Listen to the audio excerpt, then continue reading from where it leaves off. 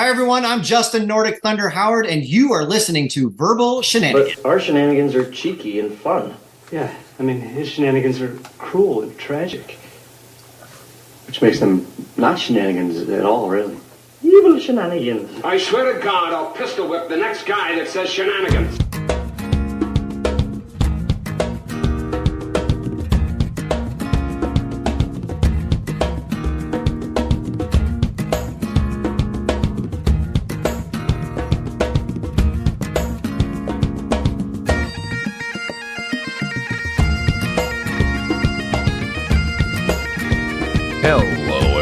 Welcome on back to the Verbal Shenanigans podcast yet again. Yes, we are still doing this. Yes, Mike is still showing up weekly. Yes, we are climbing and ascending towards 500 episodes here. So, Mike, we're going to the heavens, Scotty. I keep asking you, hoping for the opposite answer, but are you bored yet? It's still entertaining me, man. I mean, damn it. It's mostly the guests. It's not you, so don't worry about it. Like if I figured out how to actually podcast on my own, you'll be in the clear. But the whole Googling thing is not my repertoire. So, well, we do know you make those sick graphics. Like you're like a total graphic artist at this point. That was my favorite thing of all when. With IMDb, when they're like, well, we can't take the same one. I'm like, all right, we're going to get weird here for some of them episodes. We didn't have a graphic for it. There's some weird ones out there, too. You just post like a picture of a T-shirt and throw our names on there. Or, yeah. It's kind of like punk rock in a way. It's like those old flyers you saw for like local band shows or something like that. I kind of like it. Yeah, that's what I did. And I said, CLC Punk, Mike Burlew, same thing, together as one. It reminds me a little bit of like Microsoft Paint, like that. That's the vibe I'm getting. Yeah. I mean, I only use the best software that's out there for the Verbal Shenanigans podcast, Scott. I mean, people are like, there's a thing called clip art or whatever. I'm like, no. When I know something's good, I don't leave it. Yeah, I heard you refuse Photoshop or any of those. No, I ain't going to no shop here, okay? Just going to my local paint store and do my thing on the IMDb, okay? Yeah. So I am sitting here. We weren't even really supposed to record today because I really thought like I would be sitting with a brand new baby born, within the last week or so. And here we are, approaching 2 days past the due date. And it is like, how do I explain this? It is like if you've ever been on hold with like Verizon or Easy Pass or something like that. That's essentially what it feels like. You're just kind of like, you just hear that music like,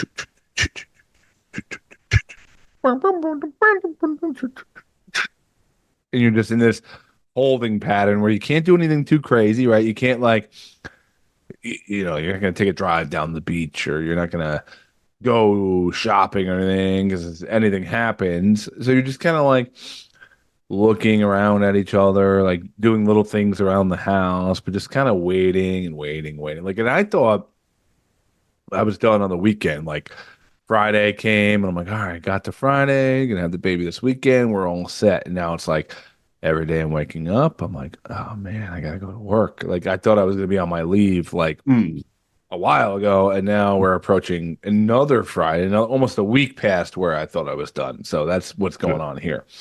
So what's the thing? Like you wake up, you turn to your wife, and like, how's the dilating? Should I go to work? Yeah, pretty much. I like now I'm at the point where we're both just kind of like rooting for it. That we're like, I'm like, you feel anything? You feel anything different after dinner? And like nothing is happening. It's just the same old big old belly and, so waiting for something to move or twitch or explode or something, like waiting for some kind of motion to go down. I heard the Native Americans would give birth in a river. Maybe you should have your wife like just sit in the middle of the lake for a little while and see what happens. Yeah. Well, it's funny you say that because I knew that me coming on here and talking about this wouldn't be, apropos, but I know that you have claimed for years on the side here on the podcast that you have been like kind of like a birth expert, you're a pregnancy like expert, you know all different ways to like induce labor or get pregnant. Like, so what would your suggestion be? You said the Native American thing, but do you have any other suggestions that we can try to get this baby out of here? Um, like I would see where's the best suction in the household to possibly like kind of vacuum out the child. Like not too hard. You want to have time to get to the hospital. Like something where like you keep the vacuum running with the hose out under your wife just to kind of like get some tingles going and all. Maybe like, oh, I think I see a foot. We can get going now. So let me clarify this. You think I should take the vacuum and just hang the hose underneath my wife just to get some suction vibrations going on down there? Yeah, I feel that, the kid is just hanging around in there. Like maybe your next child is not good about keeping appointments and stuff like that. I mean, that's something you'll have to talk to when you meet your child for the first time. But in any case, like I feel like with the vacuum going on, it's like a little nudge, if you will, to come out there. Now, am I placing it right against her, or am I No. That'd be hovering around, just putting it around the air? Like I would say a good 6 inches from your wife's area, and I'll just like vacuum in there. Like she could walk around, you could follow her. Like she doesn't have to stand still. I don't want it to be inconvenient for your wife.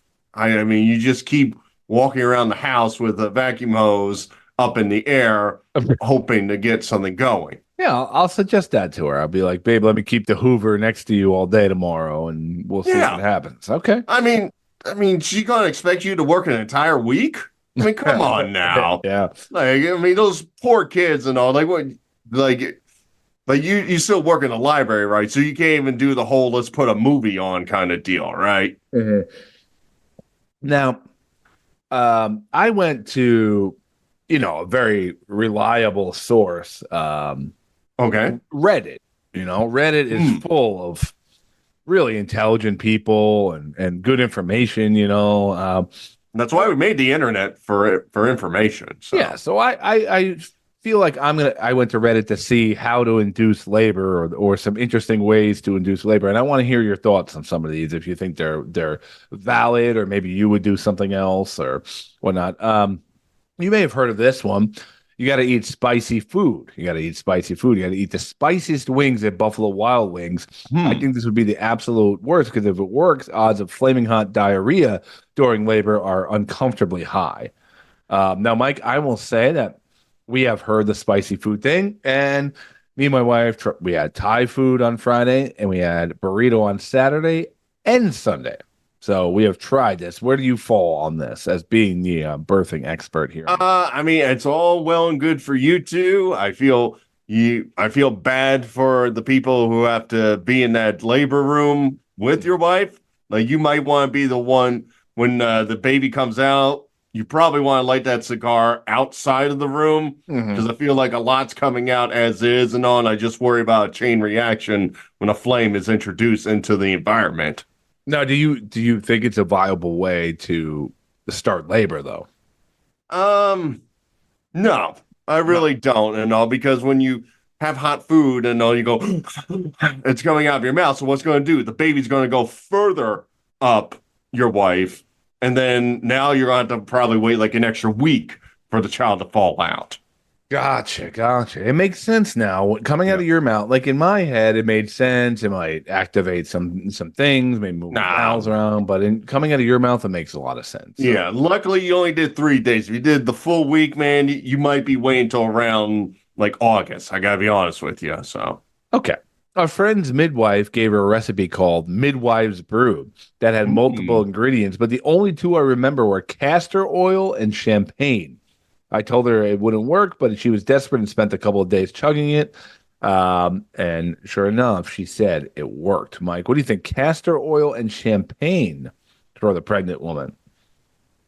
I mean, Castrol is a good supplier of oil right there. I'm more of a mobile guy, but if your wife wants to chug motor oil, I mean, I guess like the baby. Now, Mike, this this is castor oil, not Castor oil. Yes. Yeah. I'm quite aware of the company. And all the like green and red and white, I believe, are the company colors. Castor oil. But Scott, I think you're reading it wrong. I mean, I know my name brands. So do you think that maybe the right way is to do maybe that's where people have been getting it wrong? Yeah. Car oil and champagne makes perfect sense for the baby to come out. Right. It's kind of like when we got like a new pope and we send smoke in the air. When the baby's in the belly and it sees brown smoke coming down, it's like, oh, it's time to leave the body. Oh, it's like stoking a signal fire. Yeah. Okay. I mean, babies naturally know this, Scott. I mean, you don't even have to teach them anything. That's why they forget about it when they come out. It's just a natural birthing thing. Man, like I wish I would have talked to you before all this. I wish you did, man. I mean, I would have gave you so much great advice. All right. How about nipple stimulation? My cousin did it successfully. Sure. When you coming over? Kids. Not for you. Like, what? How do you feel about nipple? Thought that was the thing. Like you perk up my nipples, and I go, okay, buddy, I'll help you out with the task afterwards. So in your mind, you thought I meant I'd come over and play with you, give your nips a little, Yeah, I thought you're like, Mike, I need you to help me out. I'm like, Scott, got a lot of things at home. I'm very busy. I can't be bothered by this. And then you come over my home, and then you start rubbing up against my nipples. I go, fine, I'll help you out. I'll be a good podcast buddy. Oh. All right. So basically, I come over, I flick the nips around, and then you're like, okay, castor oil. Then I'm champagne. like, let's get out the dictionary and let's see if we can find something in there for you, buddy. Yeah. Then you're like, I got oil, I got champagne in the fridge. Let's make this happen. Exactly.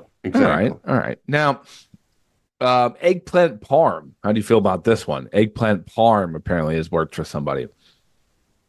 I would say just try it because I just feel like a good plate of eggplant parm and all. It has nothing to do whether your wife gives birth or not. I mean, we sit around and eating eggplant parm for half the night and all. I mean, I feel like you're just turning this on yourself at this point. I gotta be honest. I said if I could give my wife eggplant parm, you said, "Oh, I love eggplant parm. Let's sit around and eat eggplant parm together and wait for the baby to come." And then somehow you're asking for nipple stimulation.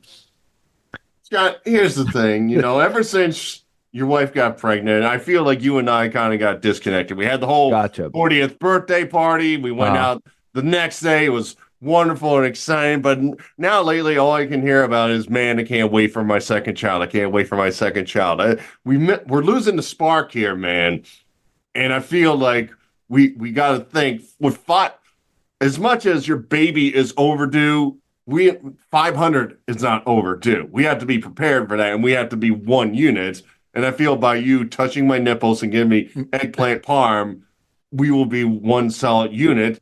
And then afterwards, it'll be like, oh, yeah, look at your new baby kid. One, I can't wait to isolate that clip right there. And then two, so you feel like you're in a little competition with my child.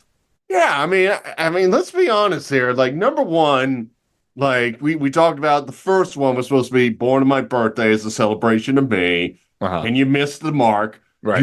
That's the lateness we should be talking about with your wife there. She pushed the baby out way too late. So there went that thing. Now we're on to this one. I just feel like, I don't know. It's starting to make me think like you're into having like a wife and family and enjoying the rest of years with your family. You feel like I'm not cutting you in enough into the agreement. Yeah, I gotta be honest. Yeah. I've been here for quite a few. Hell, technically, you've known me longer than your wife. So, I mean, what the hell? You're right. Like I will present the nipple stimulation, spicy food, eggplant parm date with me and you. Maybe I'll even pay for your flight. All these things are delicious. I mean, I'll bring the castor oil. Yeah. I mean, I'll go over to the auto parts store and get that, and then we'll have a wonderful evening together. And if time permits, we'll go visit your wife in the hospital or something. All right. I may or may not have been massaging my butthole and eating dates the last week of my pregnancy. Do you find this a valid? We could skip that one with me. I gotta be honest with you. So you want the nips play with, but not the beehole and the date. No. I mean, we're solid enough as a group. We don't need to. I'll take the dates. I mean, that sounds delicious. I mean, I'll go well with my eggplant parm and all as like a dessert, but I mean, keep your fingers to yourself, or at least give me a little more of that champagne with the castor oil, and then we'll talk afterwards. Okay. All right. Well, one person said, not weird, but the best inducing labor hack is getting them out of the way. You got them in.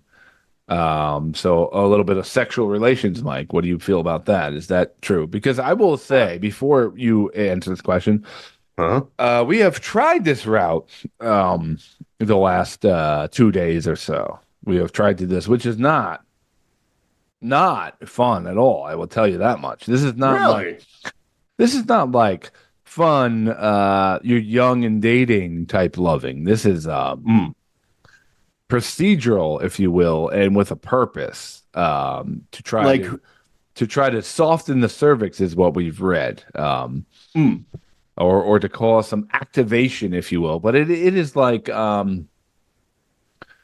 try picturing doing that where everything is uncomfortable and everything kind of hurts. Yeah. Like, who is in the weirdest position of the two of you? 100% her. Okay. 100%. Yeah. Like, is she, are you doing it? I mean, we don't have to go into details. Is it the normal way you kind of have? Not at all. Okay. Not at we're all. in different positions. This is like getting real creative and trying to figure out a way to be comfortable in the slightest, to try to get this thing done. So now it's like an added pressure almost. And you're trying to balance, like trying to please your wife in some way, but also trying to get the deed done. And it is not enjoyable for me whatsoever, and probably not for her either. Okay, so my thought process is this. I'm betting there's a lot of couples that are having the same issue where they're like overdue and they want the baby come out. So just a big swinger party. Okay. So when it's uncomfortable for you with your wife, you go, okay, honey, I'm tagging somebody in. I'm going to help out somebody over there. I'll be back in 30. So in your eyes, what I should be doing is playing with my podcast host nipples, and my wife should be sleeping with another man to get the baby out. I mean, when you say it like that, it sounds weird. Yeah. Like, when you say it like that, it sounds weird, but I'm trying to help you, and I'm just giving you straight facts here, Scott. Okay. So we should be eating eggplant. I should invite Mike over. We'll do a live podcast. Maybe I'll stimulate your nipple. We're eating eggplant. We're sucking down champagne and castor oil. Yeah. And then I'm like, hey, guys, go take care of my wife. Yeah. I mean, think about it. No matter how weird it gets, when your baby comes out, it'll be all worth it in the end. That's how much you love your new child, right? Like, you love your new child more than that last scenario is weird, right? Yeah. I mean, what's the problem? How do we get past that after she's born? Be like, well, that was weird, Well, I mean, I guess we'll talk about when you have your third child, I suppose. I mean, somebody suggested eat a whole pineapple. Eat a whole pineapple. Do you find that scientifically accurate or no? You know who plays around with pineapples? Swingers. Mm-hmm. So we go back to the previous answer right there. So, but before my wife swings, we should both have an entire pineapple. Yeah, I would say the core, the skin, the leaves, all of that it'll just stimulate everything. I mean, if you figure your belly's full of champagne and spicy foods and eggplant parm and a whole pineapple, eventually everything in that system will want to come out, regardless of if it's a child or some other byproduct. Okay, I'm kind of with you here, but I guess I'll rifle through like 2 or 3 more here since I have so much to try. after we get off this podcast. I mean, I don't know why my other stuff won't work, but continue with What your... about go to a water park and hang out in the lazy river for an hour? When you See? get out, gravity will do the rest. Well, that's the Native Americans and all. I mean, but when we took all their land, then they went to like Six Flags to take care of their babies. So, Okay. What about McDonald's Big Mac meals with a large fry and Diet Coke? a lot of food stuff on here. No, we should go back to the basics when you're giving me eggplant parm and touching my nipples. Okay. I hope any new listeners we get will stick with us through. Hi, Podcast Radio USA. Glad to be aboard. All right. I tried eating a bunch of dates. Nothing happened. I was told castor oil, but when I Googled it, I found a lot of stories of women getting violently ill from it and not going into labor. Mike, how do you explain that? Well, they obviously got the wrong brand right there, Scott. I mean, I'm also thinking with all these different scenarios, like I told you about where to put the vacuum, maybe they thought that's where you put the castor oil. So it went up the system and then came up all the way. It was like an elevator going up. It went to the top floor.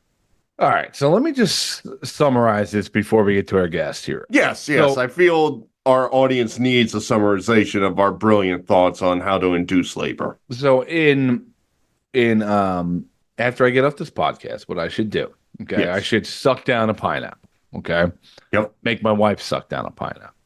Absolutely. Then I should go to the closet. Okay. Bust out the vacuum. Yes. Take the hose out. Okay. Start twirling it around. Not too close, but just getting a sucking motion. Yeah. Almost like a whirlwind, if you will, mini tornado to induce the labor. Okay. Then I should probably look into like red eye flights to get you here. Okay. Yeah. They purchase you a ticket, get you here. As soon as you enter the door, as I'm holding the vacuum for about 2 to 4 hours by the time you get here. That's a good amount of time. Continue. 2 to 4 hours. I'm full of pineapple. I've actually moved on to the eggplant parm. You better save me a piece. As soon as you get in here, I'm saying, pop that shirt off. Pop that shirt off. Absolutely. I'm stimulating your nipples now. Okay. All right. Then maybe I'll take you to McDonald's real quick. We'll get a Big Mac, a Diet Coke, or something like that. Yeah. Okay. That sounds like then at this point, before you get here, I should get online and start getting into like swingers groups, kind of pregnant swingers groups. Because you're going to help each other out. Okay. Right. I got to call someone in. I got to have them do it with my wife. Meanwhile, I'm am I stimulating your nipples all the way through this process, or? I mean, I'll give you breaks here and there. It's kind of like a gym exercise. I don't want you to like strain any muscles or anything, so I'll give you like a 90-second break in between exercises with the nipples. I'm getting like slightly like that dry mouth feeling when I'm like getting nauseous, even though we're joking here. Then at the end of this, maybe after the swingers are done, I should give my wife a nice cocktail of champagne and castor oil. I mean, you sound like a doctor now, Scott. I'm very proud of you. I don't know why it took you this long to figure out how to give birth to a kid. And then finally, when she's done, I just send her down the lazy river. Exactly. That's how the Indians did it. Exactly. I mean, this totally clears it up. We've been trying all the wrong things, like the burrito and the Thai food and the relationships amongst ourselves. I wish I had known to like branch out to other people to make this happen. I mean, this is why we do the podcast, guys. It's not just for us. It's to educate the world, as we always do. It is funny because I always try to put the podcast in new outlets, and they always ask what category it's in. I always put like comedy, and then I should really put like education, culture, health. Because you really, you're a guy that you just offer so much more than just a talking head on the podcast. So, well, I was born to give, and I can't stop. It's my way. That's why, as we point out before, the day I finally expire, head up to heaven. It's like draft pick number 1's in here. Get right in here, boy. We got work to do on heaven. I feel like you're gonna get up there, going to be like, you gotta explain the nipple thing that went on before we let you in. I mean, like, come on, St. Peter, come here. Let me show you something. Drop that shirt, drop that angel robe, and I'll show you something. So now for you to get into heaven, you're just popping St. Peter's robe off and playing with his nipples. What am I going to do? Pay him off? There's no money in heaven, Scott. There's only natural deeds. Only experiences. Yeah, exactly. I mean, I'm going to show him there's more to heaven than just what he's doing right there, okay? Well, I'm glad to see we're back yet again for another week of really deep talk and, talking about nothing but the best from Verbal Shenanigans. Nothing but the best. How we segue out of that one,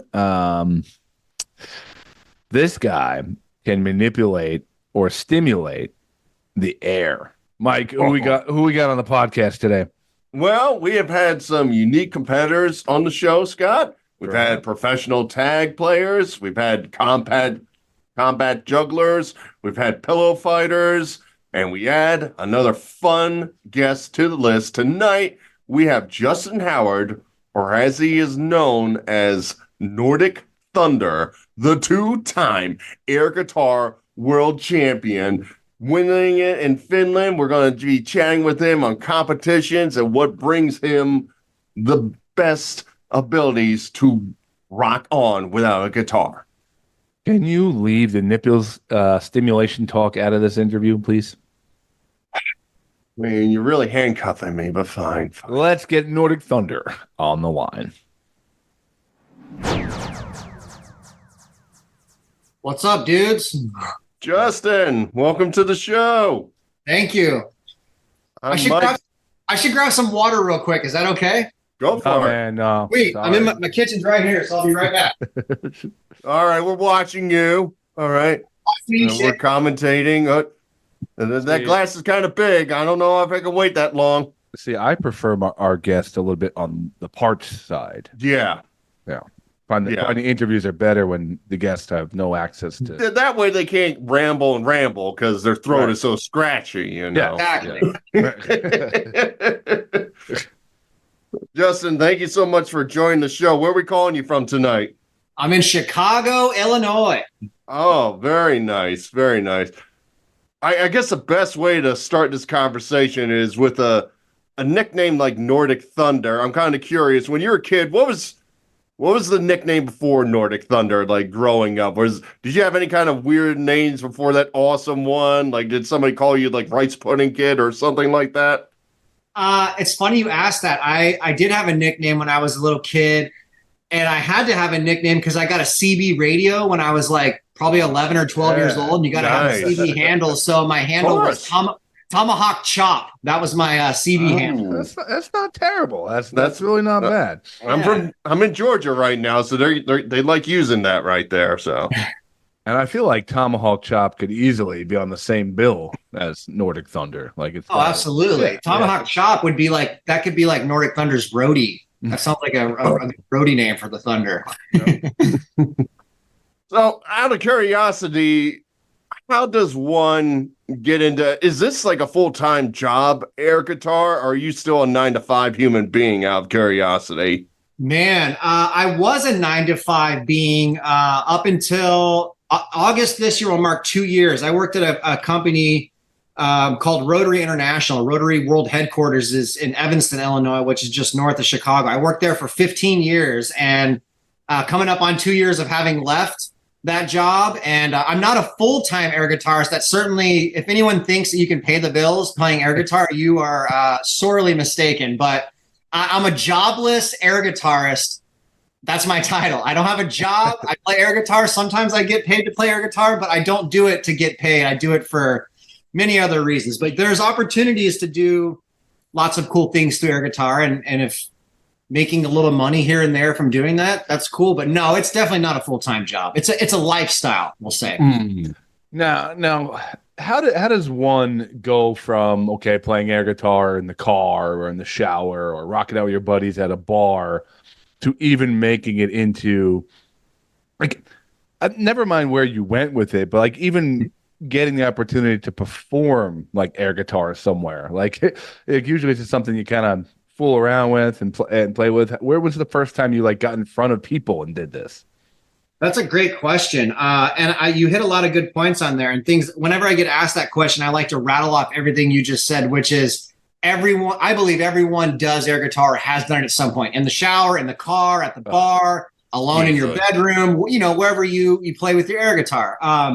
But the first time I actually performed in front of people, you mean like outside of my friends or like in an actual competition? No, it's just like even outside of just like, hey, I'm fooling around. When's the first time you could be like? Was it like an open mic or like a talent show or like where's the access to do air guitar in front of people? Sure. Well, the first time I did it without knowing that there was a full-fledged competition that existed around it was back in Wyoming. I grew up in Wyoming.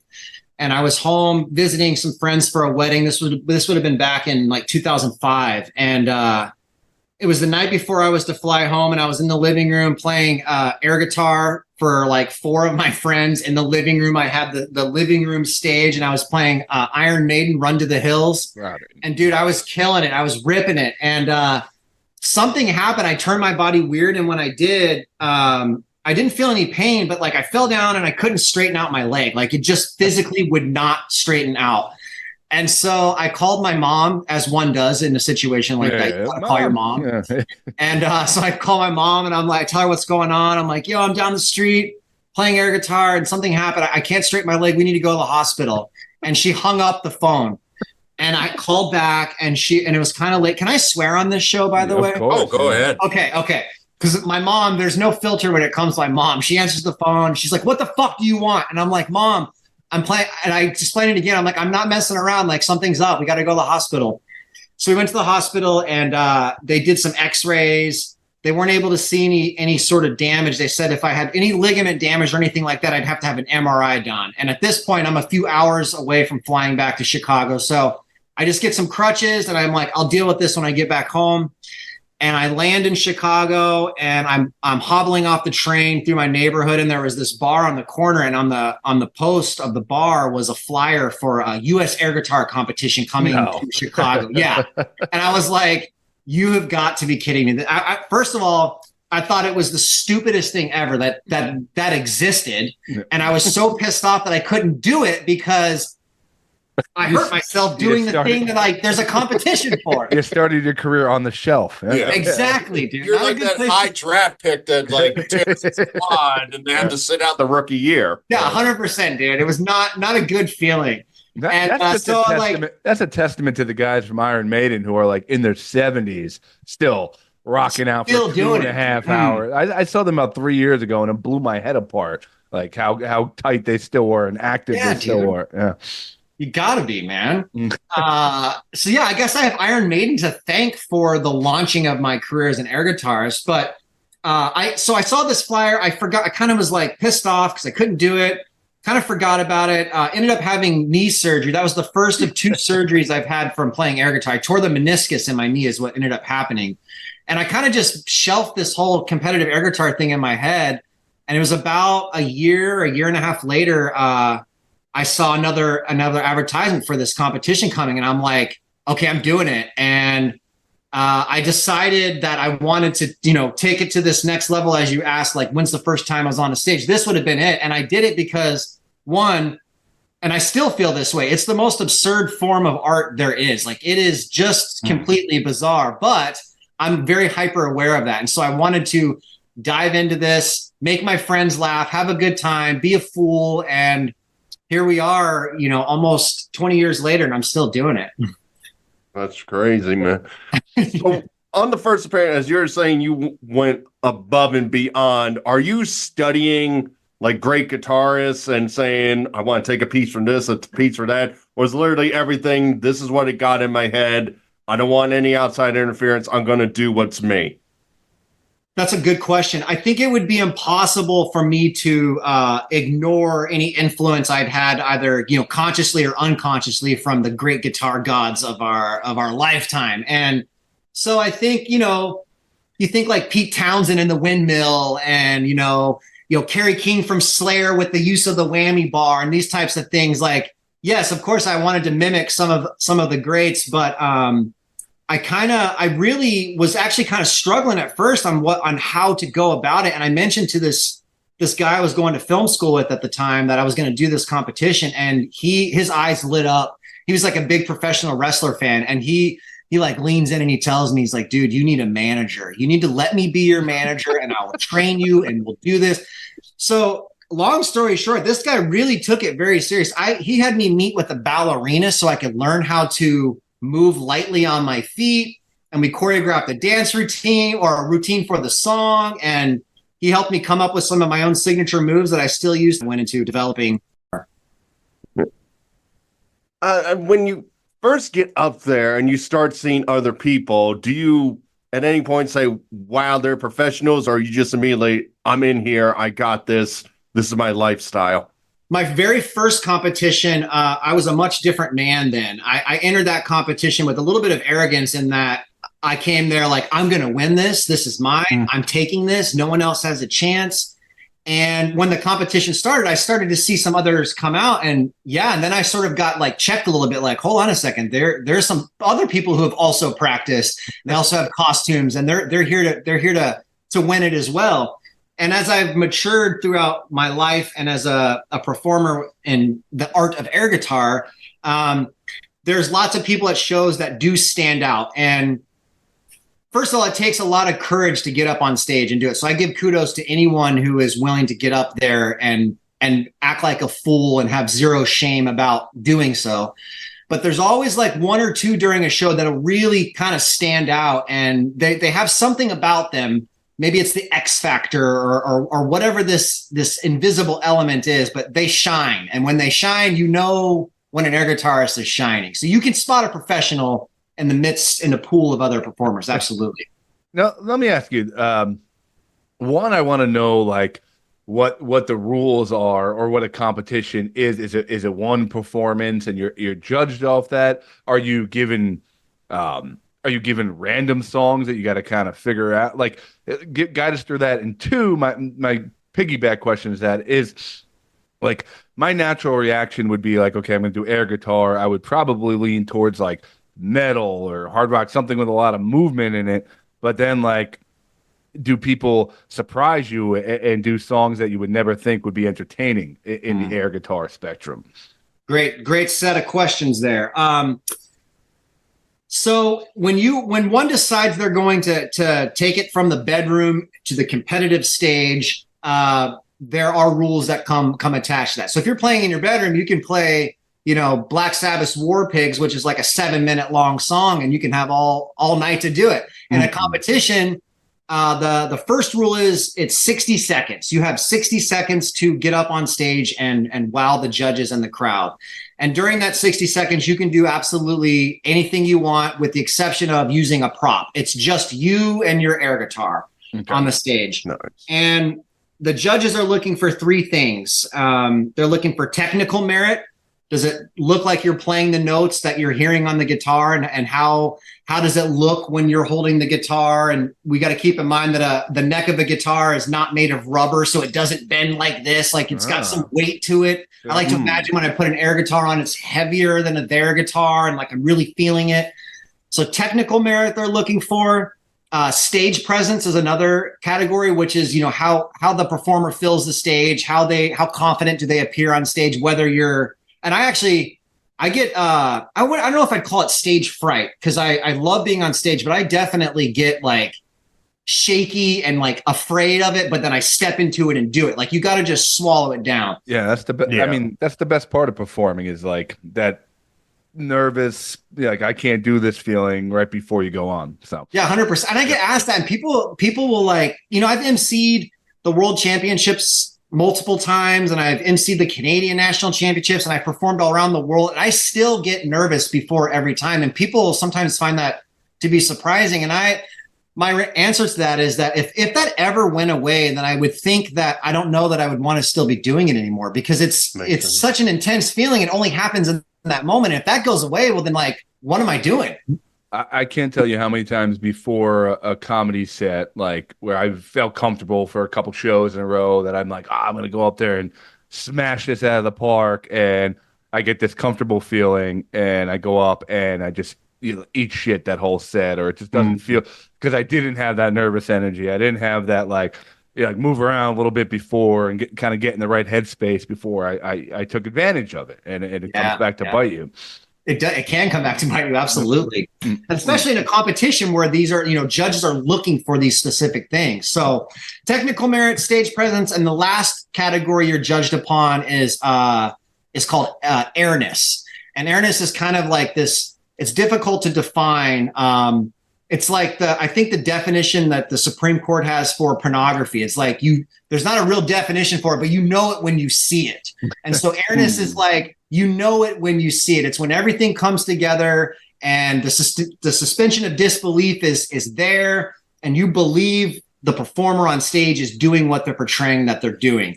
So these are the three categories our judges are looking for. And in the professional world of air guitar, we also use a professional scoring, which is the same scale and scoring that professional ice skaters use, a 4.0 to 6.0. The Russian judge, you got to watch out for that. So if there's a panel of 5 judges, they will, on the world stage, they'll drop the highest score and the lowest score. So the 3 median scores are the ones that push you on.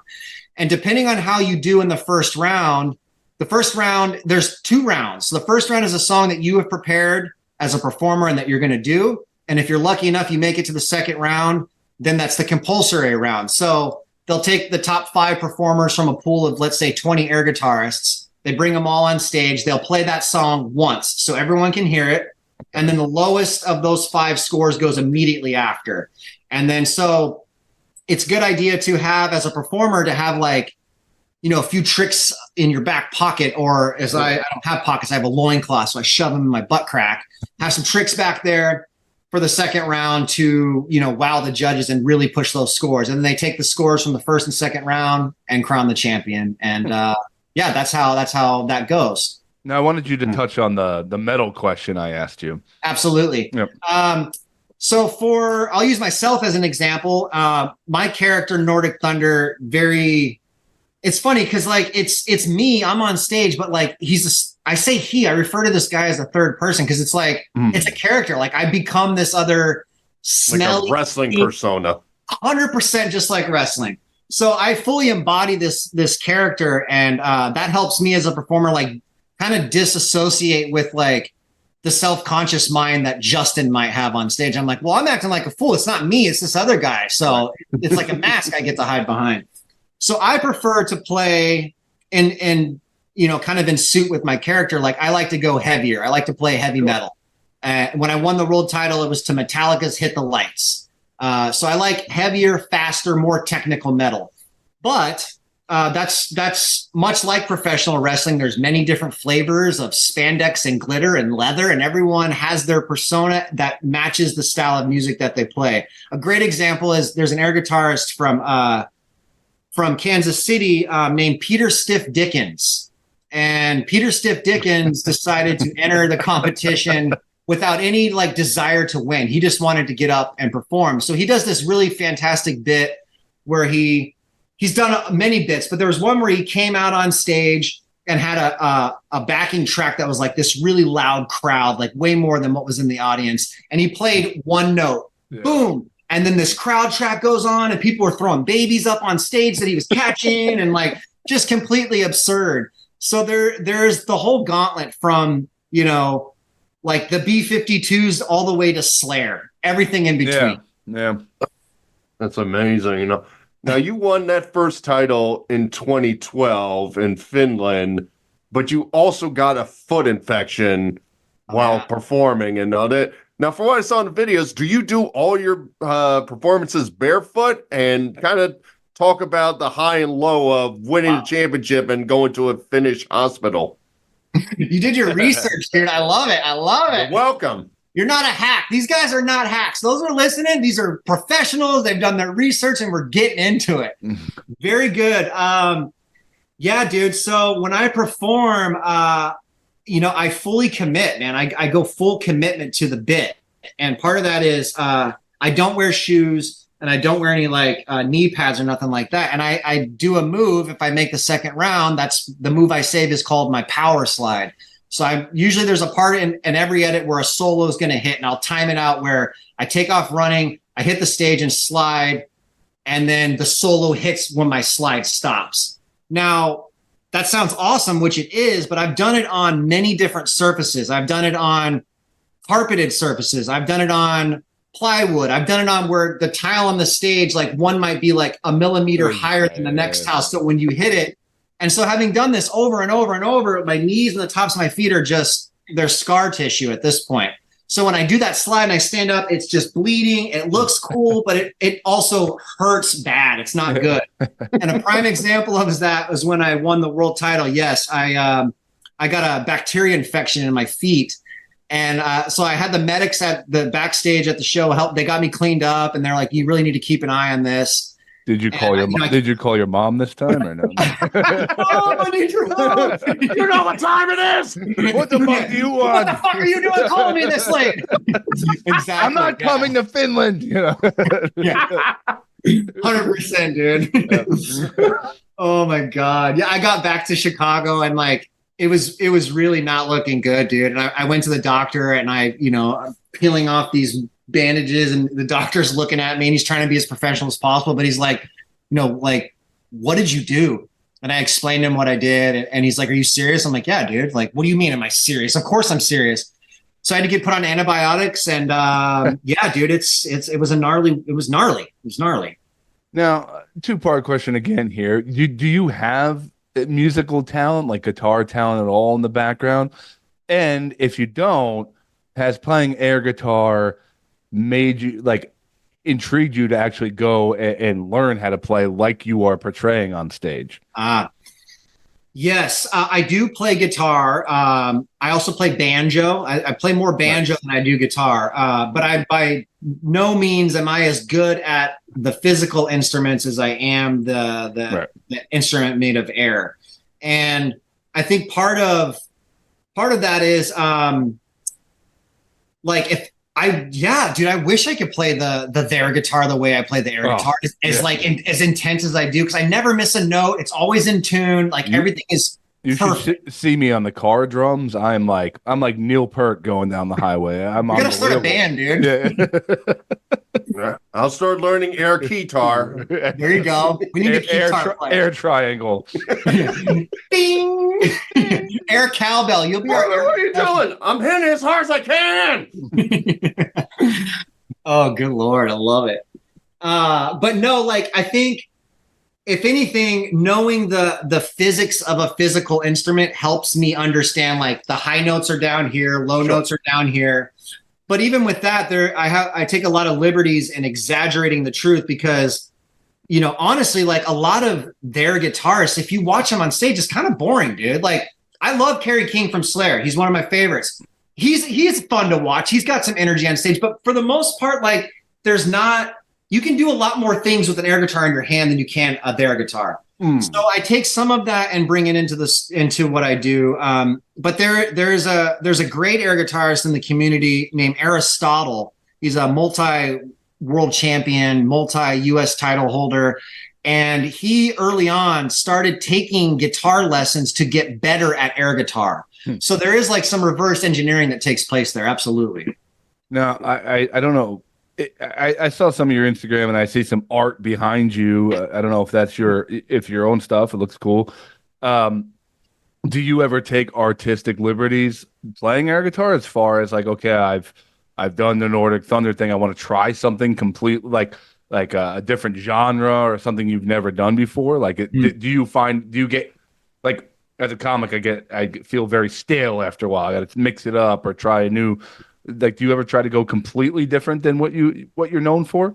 Man, you really have got the good questions, dude. That's not a question I get asked. And I'm going to be brutally honest with you. So my Nordic Thunder character, it's gone through 3 costume iterations, but those costume changes are like, for the untrained eye, you would think it was just the exact same thing. Right. And the thought process behind me doing that is that I wanted to be very distinctly noticeable, being half naked on stage and as hairy as I am. Like, oh my God, that's the Viking dude. That's Nordic Thunder. So I've very much have stayed true to my character, the style of music and the costuming. But I've always wanted to do other things, dude. Like there's a part of me that like really wants to be a heel, like a wrestling heel, like just be like an unnecessary, arrogant asshole. But I don't have the stomach or heart to do it because I love the community so much. And like, I want to fully commit to the character. And if I'm going to do that, like, I'm going to be a dick, and I can't do it. You got to go down. You got to go back down into like the seedy underground circuit and build it up from there. You can't debut it in front of the community. You got to work on it beforehand. I actually had a friend that told me that. He's like, dude, you should just disappear from the scene for like 3 years. Don't talk to anyone, and then just pop back up and be like this new dude. Like, where have you been? And then you come out like, you know, Hogan when he went Black Hollywood style, something like this. Like you start your regular set, then you take the guitar up and you're like smashing it. Nordic Thunder's dead. You hear me? Exactly, dude. But I have had chances to perform air guitar sets. Like I opened for a band, my friend's band here once. They're called The Devil's Lettuce.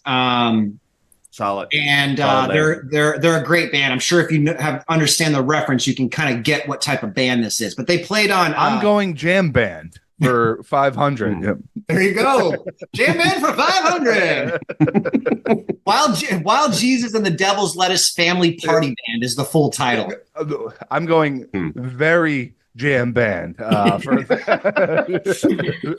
They had a show here once in Chicago, and it happened to be on Easter, and I came out on stage dressed like Jesus Christ on a giant crucifix that was made of joints, and they wheeled me out on stage, and then I hopped off the cross and played air guitar this way. I've also in the world of in the U.S. competitions, the night before the U.S. finals, they have a dark horse competition every year, which allows everyone who didn't win a regional one last shot at getting to the big stage. So they have like the best of the loser competition. And I've emceed that event before. And that one, I have a woman, her name's Tammy, and she's a very polite Southern belle, doesn't swear, just real proper Southern belle, but appears to be like, you know, a Flying J lot lizard. She's got those kind of vibes going about her, which is a lot of fun.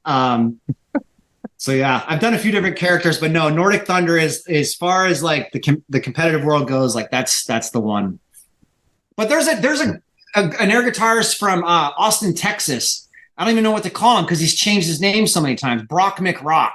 He's been Thrilly Nelson, Brock McRock. The list goes on, and every year it's a different thing. There's some air guitarists that do this every year, come out with something completely different, and it's fun and exciting to watch. And there's a part of me that's like, man, I really want to do that, but dude, I'm committed to my bit. I'm staying. Hey, you can't bite the hand that feeds you sometimes. Yeah. You know?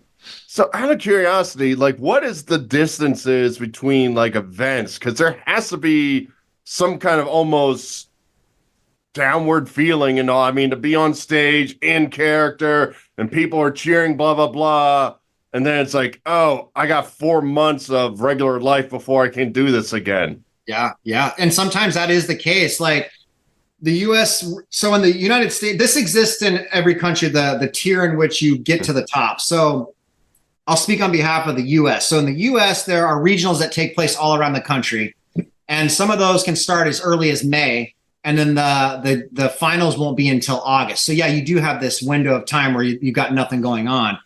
But so the winners all the regional winners come together for the U.S. championships. Then they compete for the U.S. title. Then you have that champion goes to Finland as the representative of the United States.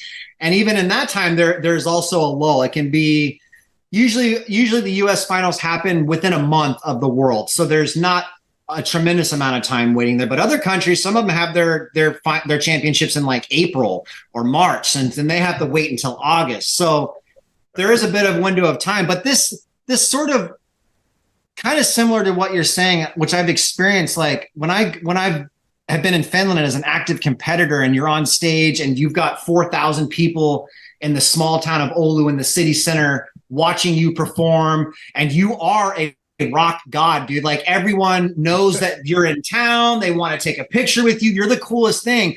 Then you fly back home. I come back home and I go to my previous job, my 9 to 5, which is like I had to wear a button up and a tie, and like no one gives a shit who I am. Yeah. It's like it's kind of a crash, dude. Like you're like, dang, I could. If only this rock and roll thing would really just take off.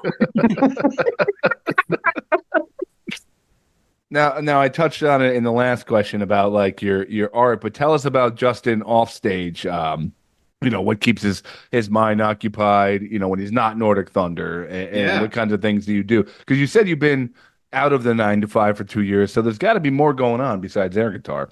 Yeah, there is a lot going on. And it's interesting because I love talking about air guitar, and there's so much. When I get interviewed or I talk to people, there's a lot of on the surface stuff, like, oh, what's it like to get in your costume? What's the song choice? How it's judged? I'm not saying you guys are being very surfacial. We're about to go deep right now, is what I'm getting at.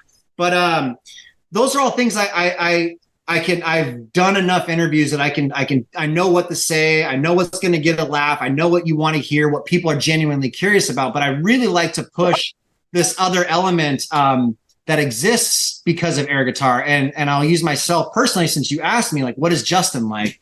So air guitar, actually, I've been involved with it since 2006. That was my first competition. And it has really put me on a path in which I live my life based on the ideals that I've learned from being involved with the community of air guitar. So yes, on the surface, it's all this funny stuff and it's ridiculous and it's absurd. And that's why I like it.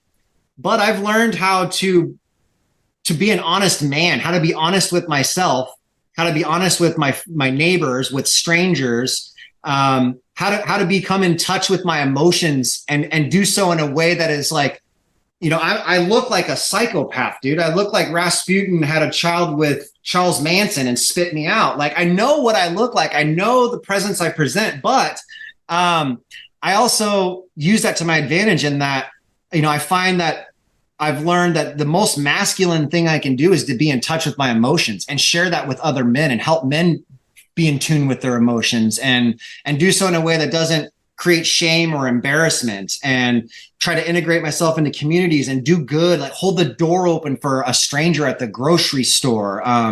Things like this.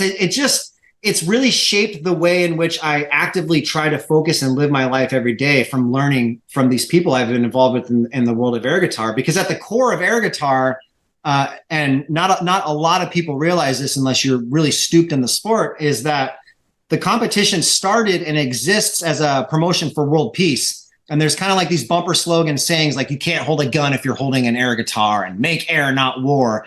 But these things are true. Like, if you can open up your mind, and at the world stage, for example, there's around 20 countries and no one speaks the same language. We all come together. We're all there for a united cause, which is to do something that causes no harm to the environment or those around us, and do so with love and kindness. And you throw it out in the world and it comes back tenfold. So my life philosophy spins around a lot of what I've learned in air guitar, and that spills over into my artwork. Like I started, as you noted, there's some paintings over here. There's a bunch over here. I just have piles of art everywhere.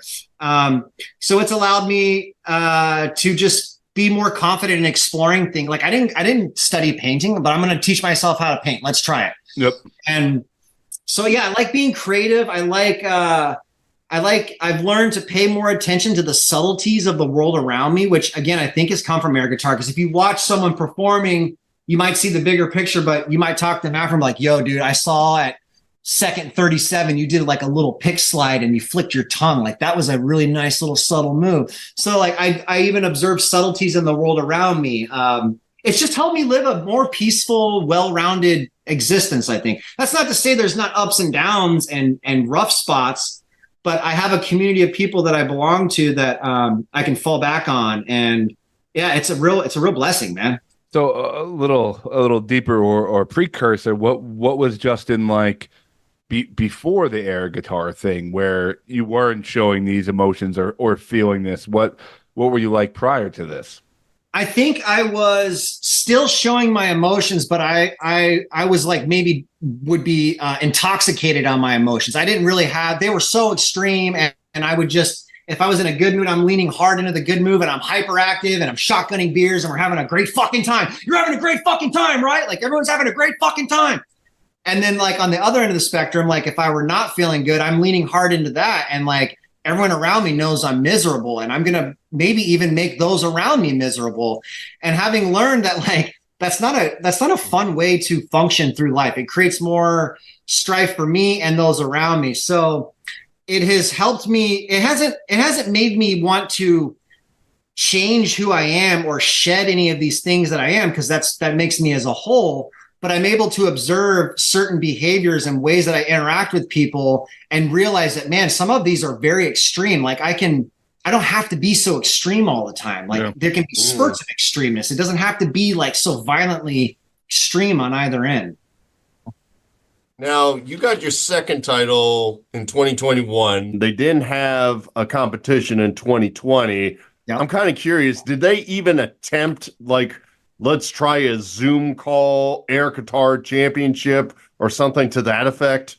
Yeah, there was some talk about that, and kind of the collected consensus was that there's an element of that would be lost with that.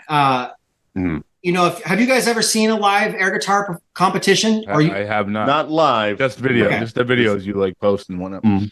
So with the video stuff, I love this evolution of people who witness air guitar, and some like there's usually like two camps. There's some that are just like that might see a video and be like, oh, that's stupid. Like why would I waste my time with that? And then there's others that are like, that's stupid, but that's kind of cool. Like I want to watch some more, and they kind of get the bug. But seeing it live, it's a completely different ball game. And so on the world stage, the world competitors, it was kind of this collective feeling of like they deserve to have that stage. They deserve to have that be in person, not only the performers but the audience. So it kind of got nixed. And what they did instead was they took the winning performance of every world champion of the previous 20 years, and they had a Twitch show where they had live judges on Twitch, and they would play each of these world champions over the years, and then they scored them as if they were actually competing with each other, and then crowned the champion of champions, the greatest air guitarist of all time. And that is the title that I won. There you go. This is the trophy right here. Yeah. Justin, first off, I want to thank you for your time. This kind of interview is like the quintessential interview style that we do here on the show. It's always about, it's finding someone who does something interesting, but it's usually like trying to get a peek behind the curtain of like why or how or what it does. So I think you definitely accomplished that during that interview. So we appreciate your time, giving us a few minutes here. One, if people want to check you out and follow you and all that fun stuff. But two, what is on the horizon for Nordic Thunder or for Justin Howard? What's coming up, and what can fans look forward to, or new fans after today? Awesome. Well, Justin is working on a lot of painting projects right now. I've got a mural I'm going to be painting in Manhattan, Kansas next month with a cool group of youth there. And I'm working on some murals around Chicago. I have an art show in October that I'm preparing a whole new body of work for. So lots of painting, lots of art related stuff. And in terms of the air guitar, we have the U.S. championships coming up in July, and they're going to be in Cleveland this year. And so I'm going to drive to Cleveland to go check out the new crop that is appearing there. And then I'm heading to Finland. This will be my 16th trip to Finland, going back for the World Championships. And this year, I'm actually I'm emceeing the World Championships. So I will be the host of the World Finals this year, which is quite exciting. And I'm going to be spending, and you can follow this along on the Instagram, which I will share the handle here. It's at Nordic Thunder. That's my Instagram handle. God, it feels so cheesy plugging myself like that. I hate it. Thanks for putting me on the spot, dude. Just do it. At Nordic Thunder is my Instagram. My website is nordicthunder.com, or also justincurtishoward.com. There's my plugs. But anyways, you can follow my Instagrams because during air guitar season, I post a lot of the behind the scenes stuff and a lot of the champions from around the world. But I will be arriving in Finland on August 5th this year. And then on August 7th, which happens to be my birthday, a friend and I are starting a bicycle ride. And we're going to do a couple 100 miles in northern Finland, riding and camping along the way. So if you're listening to this and you want to come ride with me and my friends in Finland, come and join us. It's an open invitation to whoever wants to come. And at the end of August is the championships, which I will be at.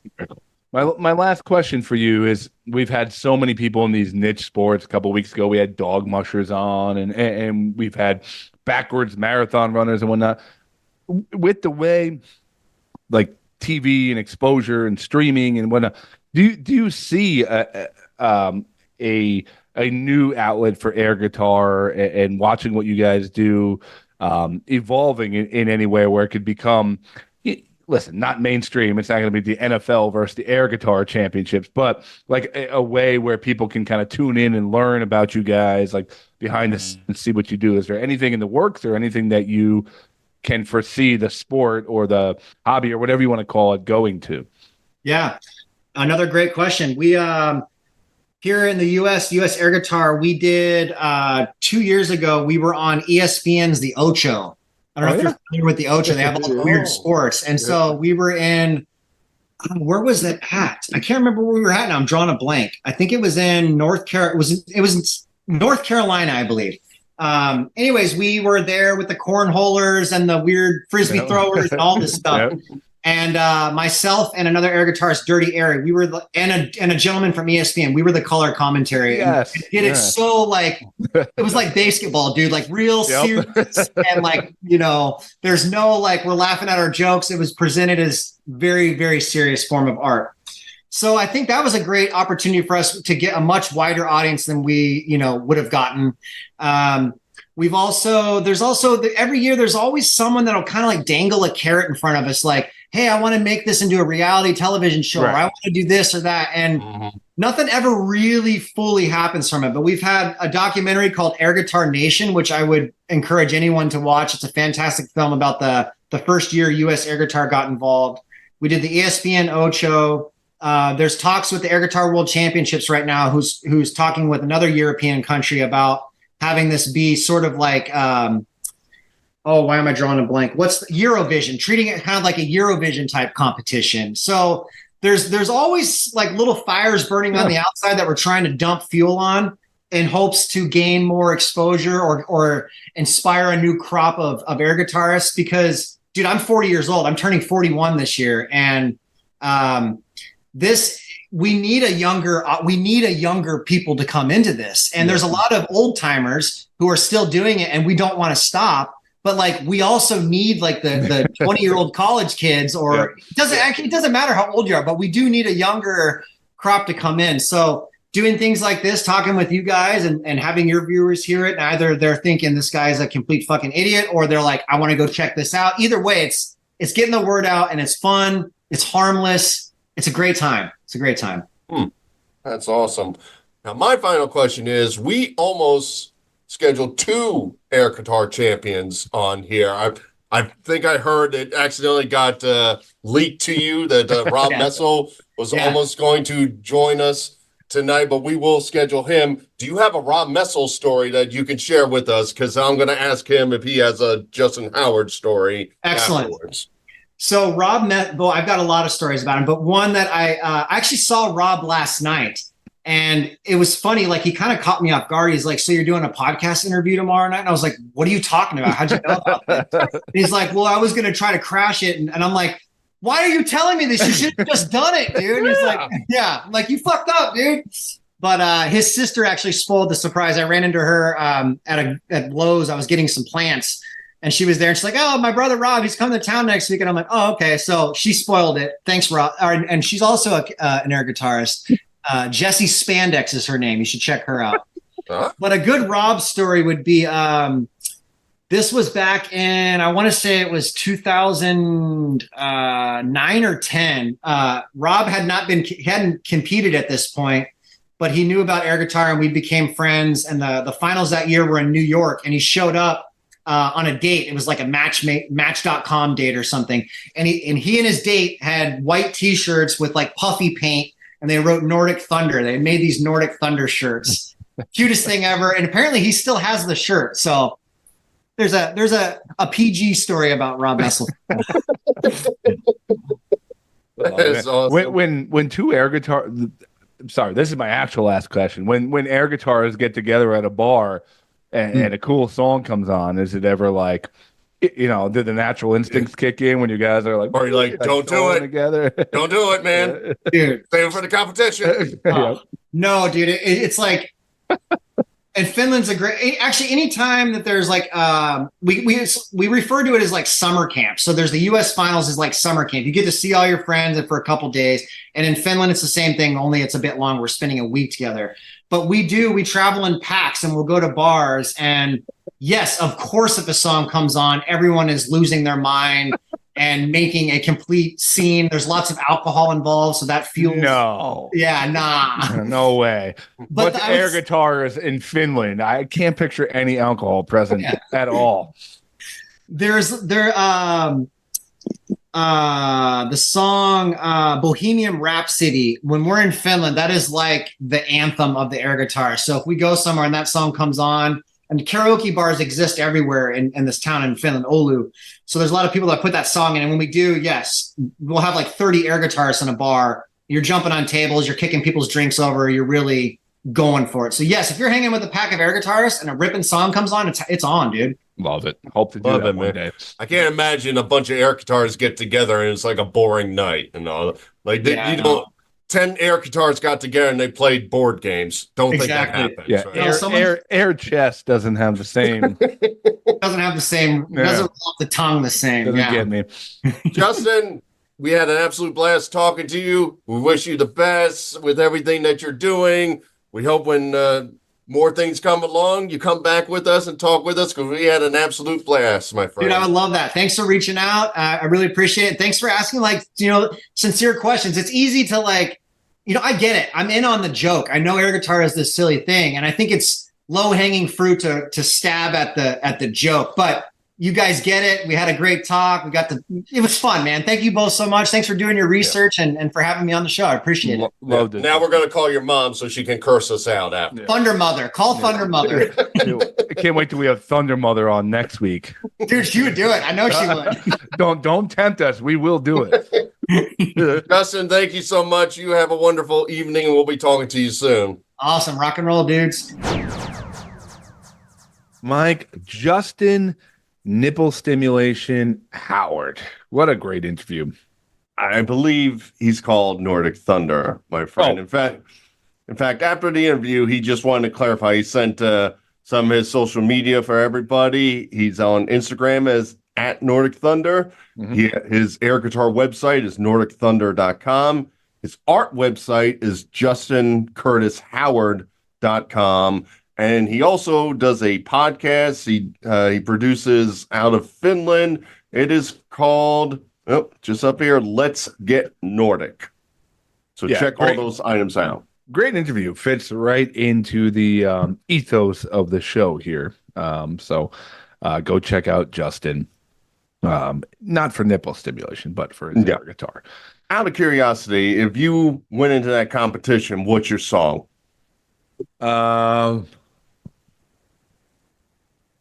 I think I might go with a little Walk from Pantera. Smack,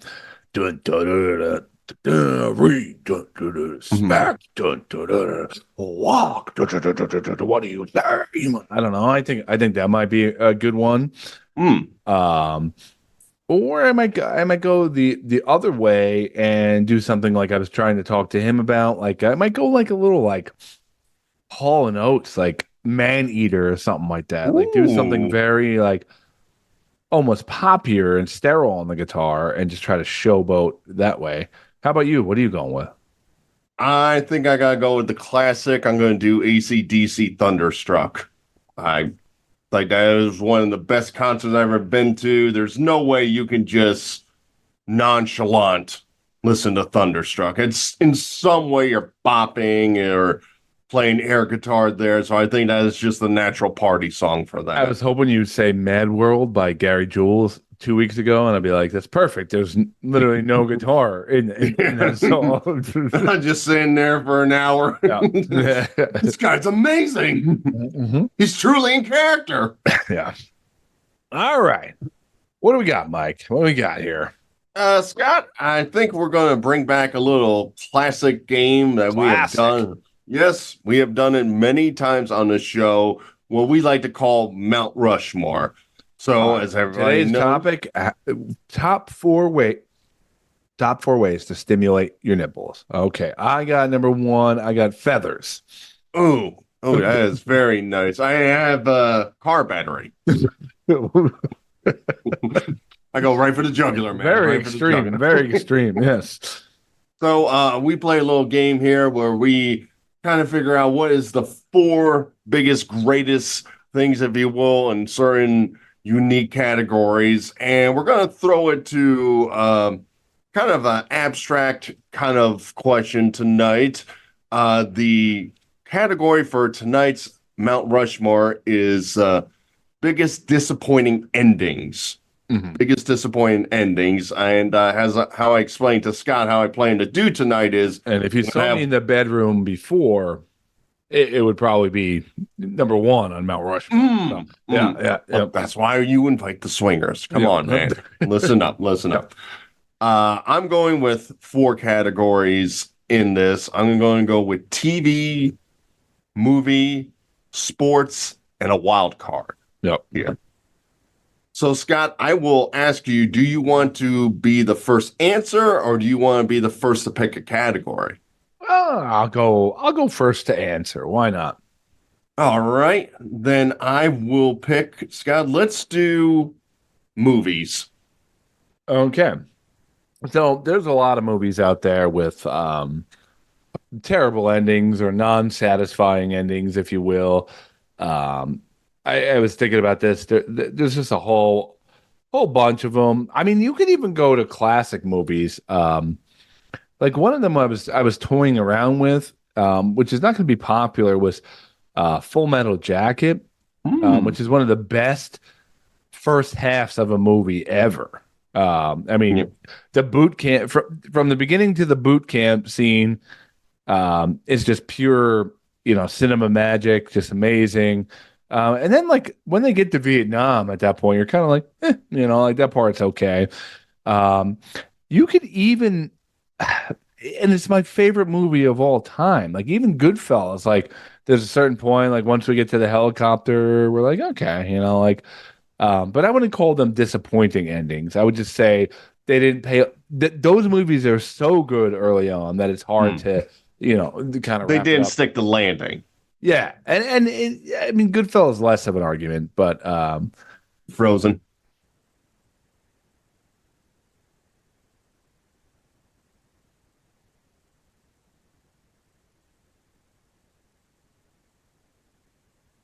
Right. I can hear you now. okay. So yeah, that might be my favorite movie of all time, which is ironic that I'm almost thought about that in a way. But I went with a guy that is, fool me once, fool me twice, got a lot of praise, and I think a lot of his movies never paid off.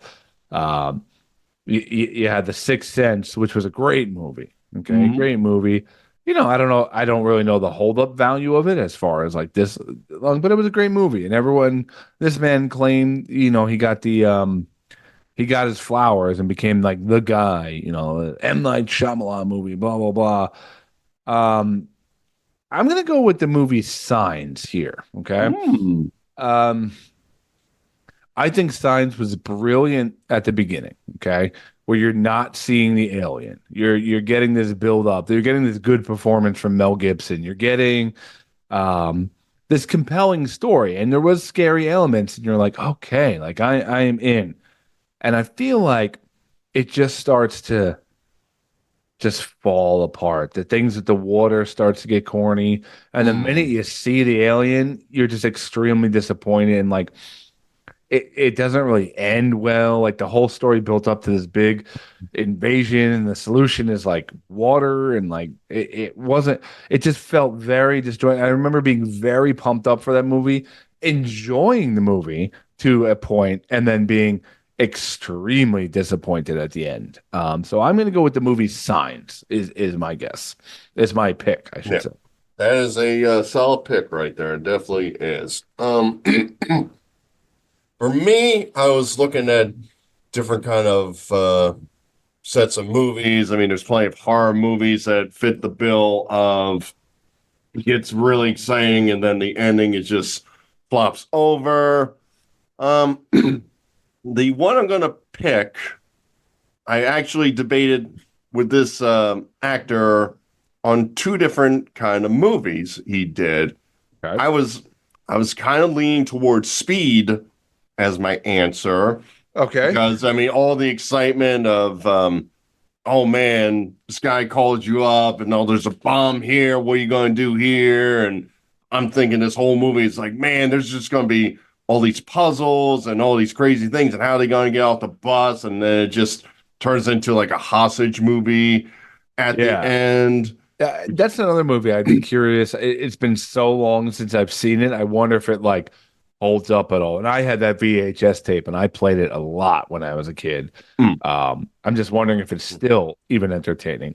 Yep. I kind of looked at comedy movies like the Hangover series, but I'm going to go with the Matrix series as a whole. I think you're cheating a little bit, but I 100% agree with this. Yeah, because the first movie, like I would say near perfection and all. I mean, just the thoughts of like computers and delving into AI and this different world, and they're feeding on us, and we're in the Matrix, but we're out, and all that. It's just an amazing concept, and the obvious scene that everybody parodied with Keanu like leaning back in the slow motion with the bullets and all. Yep. It was revolutionary. The action was amazing. It came out in a time where there was nothing really like it. I 100% agree, and I 100% agree on the tail end of this. Yes, because every movie after this got increasingly worse. Like I remember, like I could not wait. Got in the theater. I'm going to see the second one. What was it? Revolutions? I don't even remember what the second one is. It's kind of like carbon copy and nothing really new there. Then they go to the third one, and then they get into weird spots where it's almost like, oh, we're going to save you in a different drive and you can't leave here. And there's just all the kind of, and then when you just sat back and says like, all right, one saved, the last two, they decide out of the blue, we're making a fourth one. And that is the biggest pile of hot garbage I've ever seen. I never saw the fourth one. Yeah. It is so atrocious where it's like Keanu's in the real world and it's like, oh, he's thinking the Matrix was just all in his mind. And it's like, oh, they're prescribing pills and they happen to be blue. And it's just like every callback where it's like, I could have got a fifth grader to make this movie. And it's like, he keeps on going to the therapist. It's like, oh my God, the therapist was the big bad at the end. Oh my God, the one that was trying to tell him wasn't real. What really was trying to make him not think. Everything about it just destroyed everything about it. I 100% agree. I remember seeing the second one and being like, just not into this like at all. It just seems not even close to the same story. But yeah, that's a good call. Although you went with the whole series, I'll allow it here on the podcast. I appreciate it. All right, Mike, let's go with TV. Okay. TV, I had a coin flip between two items and all. One that I've talked about a lot on this show, which I really love, which is The Walking Dead. And I came very, very close to making that my answer, considering just how the first three seasons we all talked about Walking Dead. Yep. Then the fourth one, it's like, it's not as tight as it used to be. Fifth, it's like, you know my feelings on where The Walking Dead went. It got to a point where it was so boring that be trying to catch up on it because I fell asleep like over and over and over, and just making characters important that nobody cared about. Yeah, and just literally introducing somebody. They're like, at least we have something to kill off in episode 5, and where you knew it's like we lost so many people to go to like real movies that we can't kill anybody real on the show anymore. Yep. I came razor thin close to picking that, but kind of held off, figuring I still remember my love of it in the original form, and I will allow it to say they just kept going, they kept pushing it. Sure. What I went with is probably the number one comedy sitcom, possibly in history, in recent history at least. Ratings juggernaut. Everybody made billions off this show. And they ended the show with a clip show. They ended it with a weird jail sequence there where everybody was saying, oh, it's so they can set up where they can come back or whatever.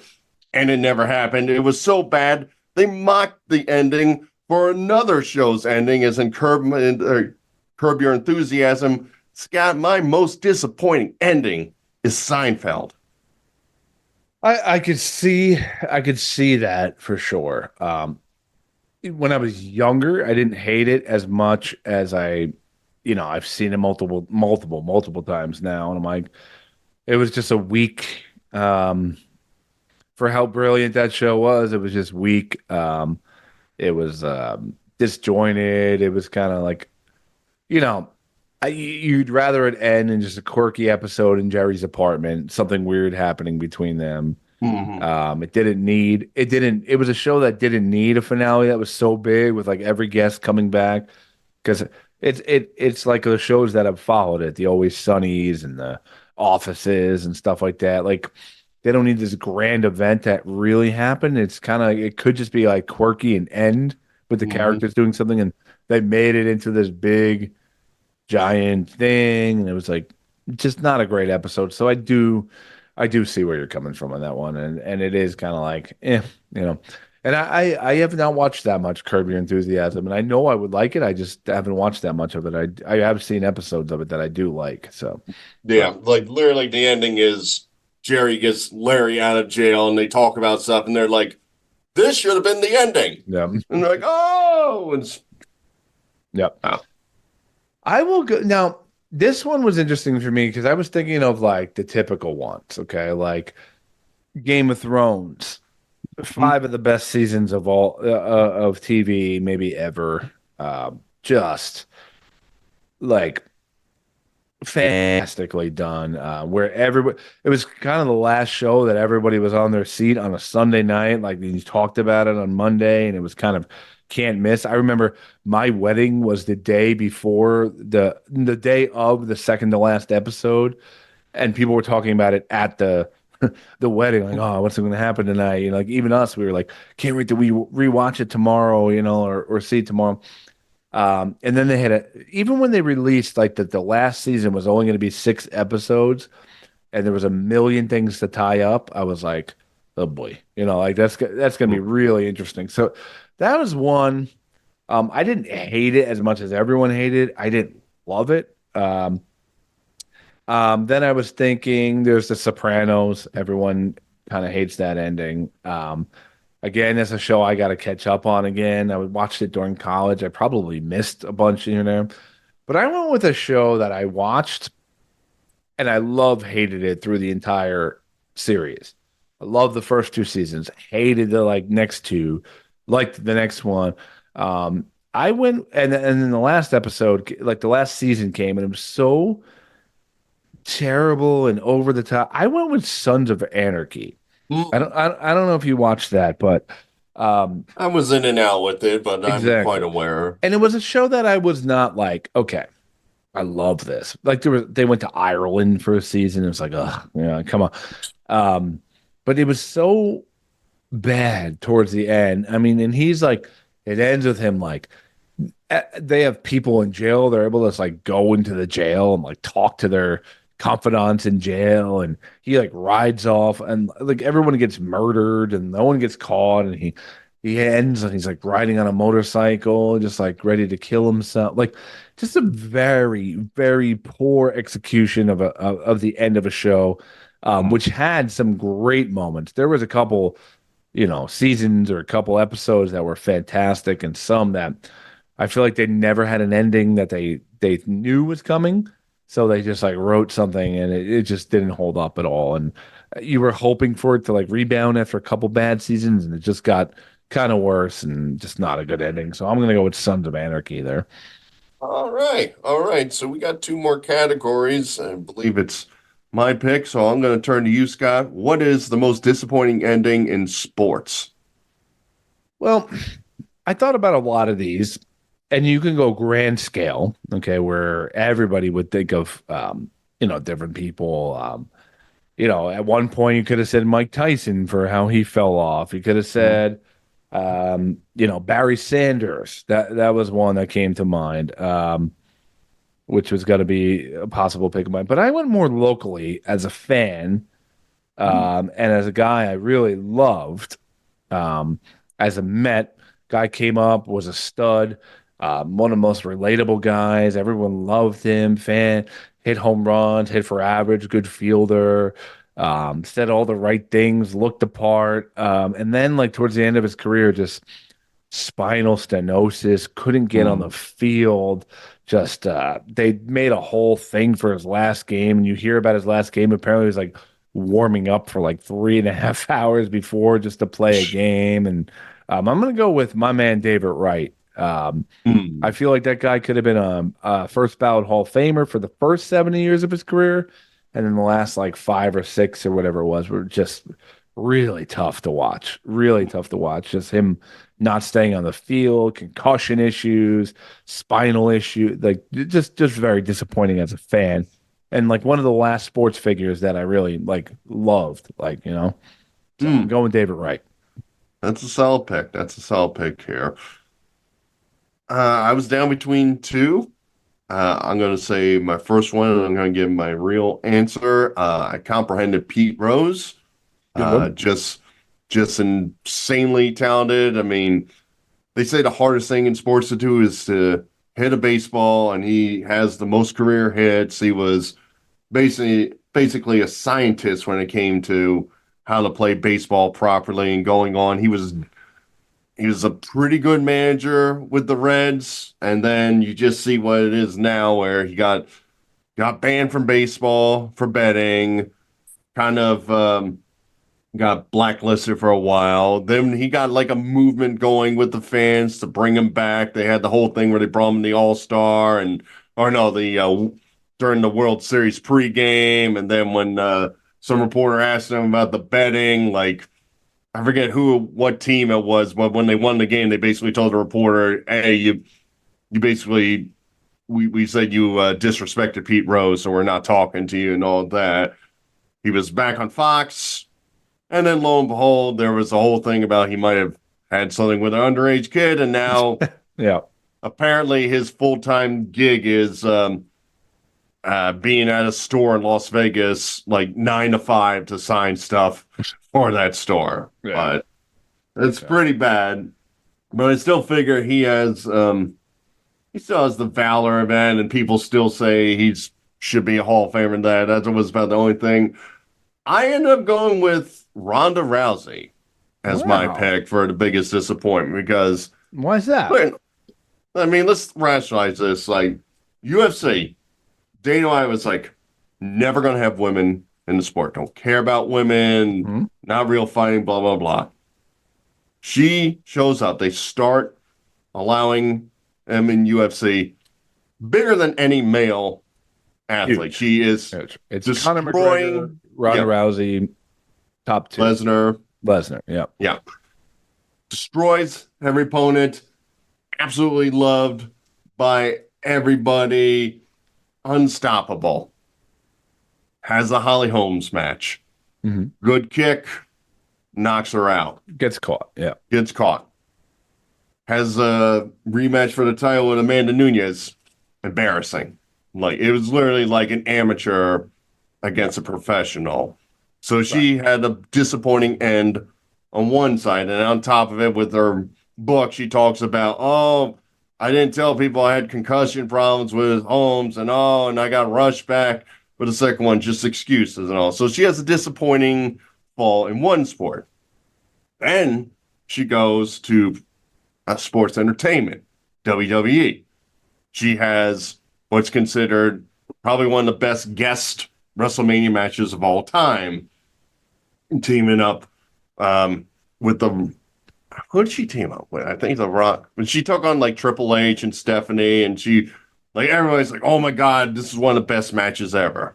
Okay. He gets signed full time to WWE, becomes a women's champion, makes the first headline match of WrestleMania, her, Charlotte Flair, and Becky Lynch.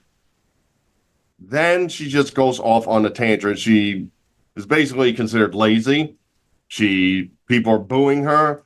She won't do any like side events to like get her wrestling going. She basically gets booed out of the second sport. And when she gets booed out of the second sport, she starts making excuses there. She talks about, oh, with the WrestleMania match, I could practice, blah, blah, blah. When you're like on Raw, they don't have time to practice and all that, where it's like, yeah, that's the job. Those are professionals. You're not being professional. It's to the point now where she is just a heel in real life. And I forget who was like on not Busted Open, on At the Fights on Sirius XM. The UFC commentators are basically saying she's just a whiny crybaby and all that. And I do have feelings for her because she talks about stories about like her mom teaching her judo, where she would wake her up by putting her in an arm bar and she would have to wake up being out of it. So I think there's some psychological stuff going on there. That's good for inducing labor, I heard. Yeah. I mean, is Alex asleep right now? Maybe. but Get her after this. Well, that's why, since she is a downfall in two different sports, I'm going with Ronda Rousey. Yeah, as a guy who doesn't follow wrestling, I remember hearing all about her, and then I remember just like not hearing about her. And I was kind of curious what happened. So, interesting. So, all right, I guess that brings us to our fourth Mount Rushmore, which I guess you called it the wild card. Could be anything under the sun. Disappointing ending. Mike, what do you got? There's a few angles I try to figure out where I can go. I was kind of thinking maybe like a business like Sears that was like the biggest thing on earth. I remember going to the store and it was literally anything you wanted, clothes, you can shop there. You wanted lawn equipment, you can get it there. That like the minute the catalog showed up was the biggest thing, and then they get bought out by Kmart. The Wiz, Radio Shack. Mm-hmm. Yeah. I thought about Michael Jackson, where the heights of all heights, and then basically a bald white guy dying from a pill overdose. But I wanted to really make this wild card special of disappointing endings. So, Scott, my wild card is the Playboy Mansion. The Playboy Mansion was the scene from like the 60s to like mid to the 90s. Oh, yeah. Just like if you were anybody, you showed up at the Playboy Mansion. There were infinite stories going on there. It was non-stop partying, non-stop big names, non-stop adventures at this place. Let's cut to like the 2000s. They have financial woes. They have abuse allegations. There was a bacteria outbreak that pointed back to the grotto of the Playboy Mansion. Right. They had that small stint where the magazine went non-nude and they were shocked that nobody bought it. And then basically Hugh Hefner had to claim bankruptcy and all that. And then he passes away. The Playboy Mansion is now basically a glorified museum. Really? Right now. It's like they can't do anything to it, as in like tear it down or anything like that, the people who bought it, because they consider it a historical monument, if you will. But nobody is going to look at this facility and say, wow, anymore. It's like, it's like if you ever like you want to visit the Playboy Mansion, I'd be like, that'd be kind of boring. We're out here in California. We're going to do a tour. Be like, oh, somebody probably had sex there. Oh, somebody probably had sex there. Right. Just there's no mojo at all. It's a dead thing. Yeah. And it's sad that Like that's something that should have been like there was a crazy party and like somebody set off fireworks and the whole thing burnt down. That's how it should have died. Not this way. My biggest ending is the Playboy Mansion. I mean, there's still time. You might be able to rent it out and throw a party and burn it down. I mean, that is true. And you want to bring your swinger party around there? Burlow's labor-inducing party at the Playboy Mansion. Scott, nobody's taking the flyers. Full of nipple stimulation and eggplant parm. All right. I will go. So, for years, this has been building up. One of the creepiest cases in the United States. Presidents tied to this guy. What we thought was actors, like tons and tons of people tied to this person who is Jeffrey Epstein, right? Mm-hmm. And there's Epstein Island, and all these names are supposedly going there and doing terrible things with children. And it's gonna shock the country when the names come out, when the list comes out. Mm. And I was even ready for it. They were releasing it. I was checking Twitter every 5 minutes for the Epstein Island list. I was like, "Oh my God, this is going to be awesome! This is going to unite the country. There's going to be Trump's going to be on this, and Tom Hanks is going to be on this, and Biden's going to be like, who knows? Clinton's going to be on this." I think we were going to do a bit where we were going to say who are the 5 like on the list. Exactly. Thing comes out, it's like Bill Clinton was on it. And I was like, yeah, I don't even remember the other names. There was like Prince, whatever his name was, or Prince Charles or something like that, who was a known creep. And then the rest were like a couple other people. And literally, the news cycle did not care about it. It was no one's Bill Clinton is still doing speeches with Joe Biden and Barack Obama to raise money. Like, how are we celebrating this man still? He's literally going to Epstein Island like millions of times. And the list came out. Nobody cared. They said there was going to be more names that came out. Nobody's mentioned it since. It just died. It died like the Playboy Mansion. The Epstein Island list was my biggest wild card disappointment. Not a single person on there that was like mind-blowing, or they didn't release the true list. Yeah, and the guy, like you said, when they put out the names, then like every news station is like, "Now we want to add that doesn't mean they did something on the island. They just happened to be on the list." And then it's like, now for sports. Yeah. Nothing. Like even the guy, I feel like Stephen Hawking was on there. Like, like he can't even defend himself, or we can't even like see his demise. I mean, I guess if we dig up his like voice box, we can talk for him. And yes, I was there at the island. It was great. Ooh, ooh, ooh.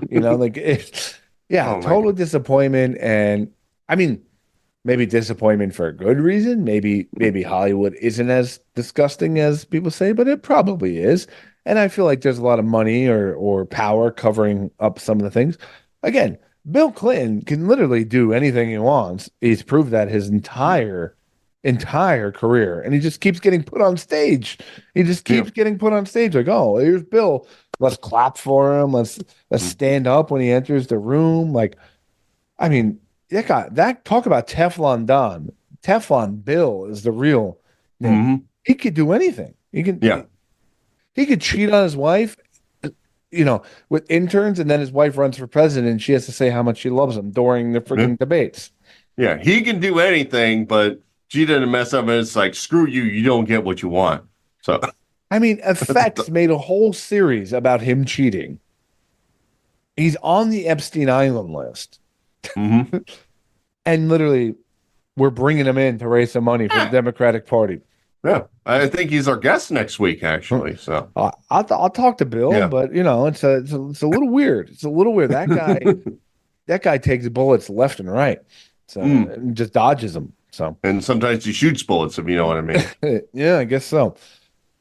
All right, good list. It's gonna be weird when they carve the mountain of our Mount Rushmores and. Mine has the Playboy Mansion and yours has Epstein Island on. I gotta say, the kids who have to visit and write reports about it are probably gonna look at our mountains a little weirdly. Yeah, it kind of sucks for David Wright too to be next to Epstein Island. Like that guy did no wrong, Yeah, but his face is just next to Epstein Island. yeah. Jerry Seinfeld, Keanu Reeves, Ronda Rousey, and then a mansion. It's history, kids. What can I tell you? Mine is David Wright, a stupid looking alien. Peg Bundy from Sons of Anarchy and the Epstein Island. But Mike, Now, was the alien on the Epstein Island? Out of curiosity, we haven't explored that. I mean, it wouldn't matter. You could tell people there are aliens living amongst us that went to Epstein Island, and they'd be like, "Go Trump." Like, whatever. Damn man. Mexicans, get off the island. It doesn't matter. Doesn't matter. Mike, anything to promote before we get on out of here? I'm gonna forego my promotion because I think we should talk about the new Verbal Shenanigans newsletter that we're putting out, Scotty. Good, because that was also my promotion. So let's talk about it here. We just started entering emails into the system and doing a little test letter.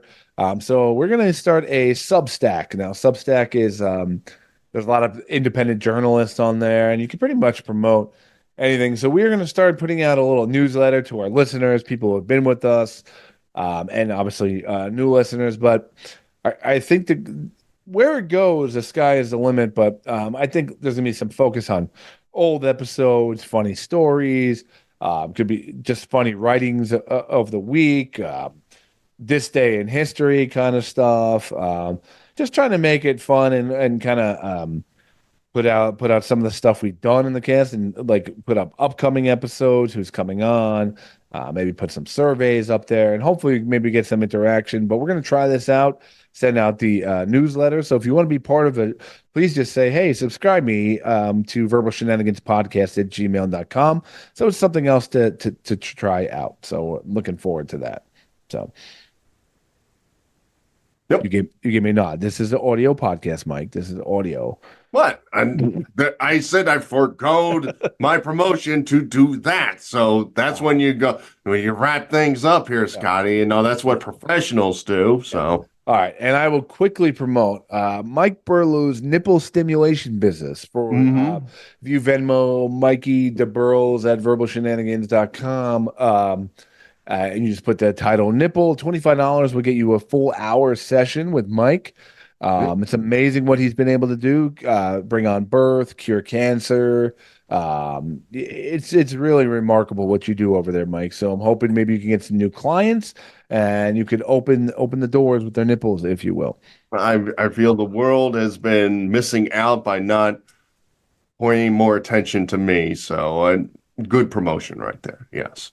Other than that, guys, I want to. This show is ridiculous. I want to thank Nordic Thunder for coming on the show. We have a bunch of cool stuff coming up. Maybe my baby will come out, but we'll keep this show rolling. Until then, maybe my wife will still be pregnant, and we'll have a 27-pound baby on June 30th. So full of eggplant parm. Yeah. Other than that, guys, life is funny and laugh at it. Keep the wind at your back. Remember, wear rubber or you have to be my nipple rubber.